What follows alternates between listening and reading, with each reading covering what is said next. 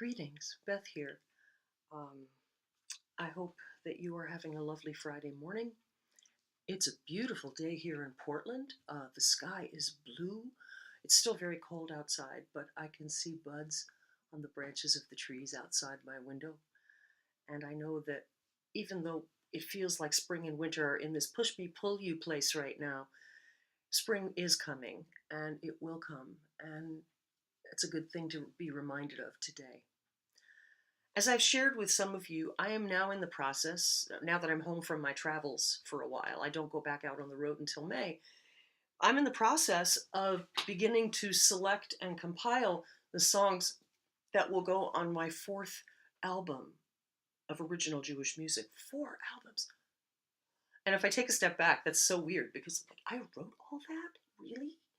I guess I did. And it's out there. And I really hope that you're enjoying it. But the world's a different place a little bit since I released my previous album almost a year and a half ago, A Sliver in the Sky. And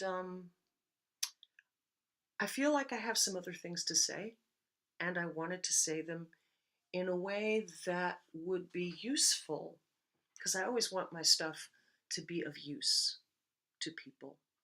And that's the mechanic brain. Is this useful? And so I decided I wanted to go back and look at some songs that I've written in the last year or two that either didn't make the cut for the previous album or that I've written since I went into the studio to record A Sliver in the Sky.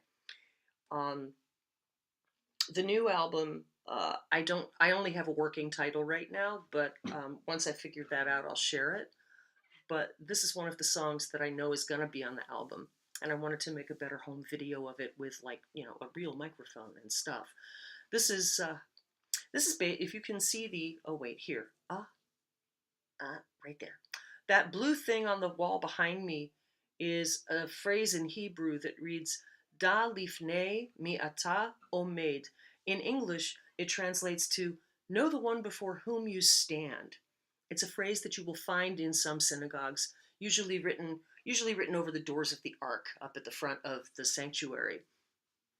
What does that mean? How do you know the one before whom you stand? And who is the one before whom you stand? And how do we know? And I think really that just depends on where we are, what we're doing, maybe what we're thinking, what we're pondering at the time. I like to ponder. And so, thanks to a challenge from Cantor Jamie Marks last year, I came up with this understanding of Da lifnei mi ata omed, and it's simply called The One Before Whom You Stand.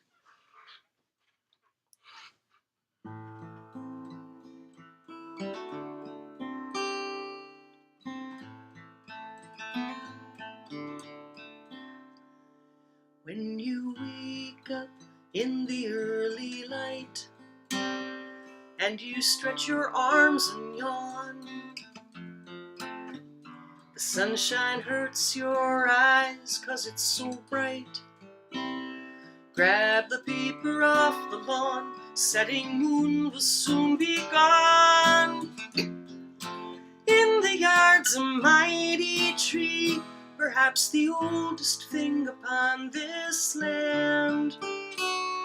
You stare up at this giant one before whom you stand.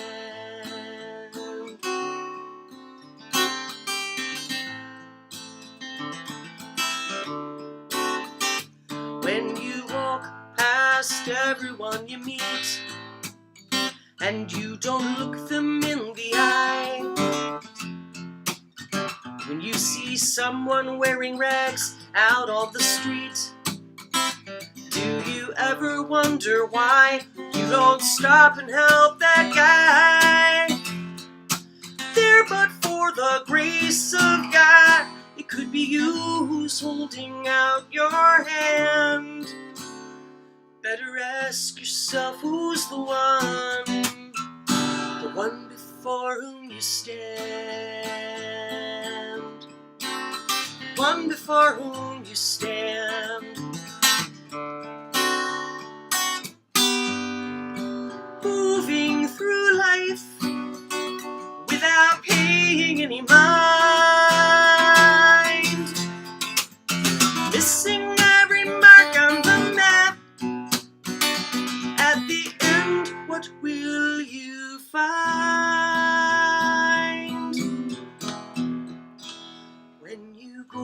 to your holy place to pray, and there's people all around. Will anyone hear what you need to say? Though you cannot make a sound, pour your heart out on the ground. You don't have to move your lips for that still small voice to understand. You just need to remember the one. You just need to remember the one. You just have to remember the one before whom you stand, one before whom you stand.